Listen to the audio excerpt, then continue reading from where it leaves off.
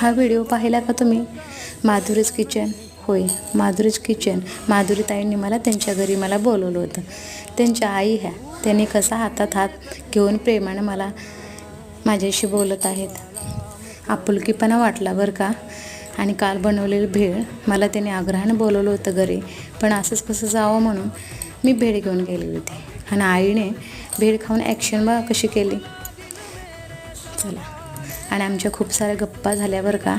आणि ह्या माधुरीताई माझ्या नवीन मैत्रीण आहेत आणि त्या खूप छान कुकिंग करतात. गुगलवर जर सर्च केलं तुम्ही माधुरीज किचन, तुम्हाला ऑर्डर हवी असतील तर तुम्ही सर्च करू शकता.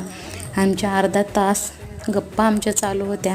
आई म्हणाले की ओल्या हळदीचं लोणचं तुला मी करून देते, रेसिपीही सांगते. आणि तुम्हाला रेसिपी पाहिजे असेल तर लाईक आणि सबस्क्राईब केलंच पाहिजे ना. आणि तुम्ही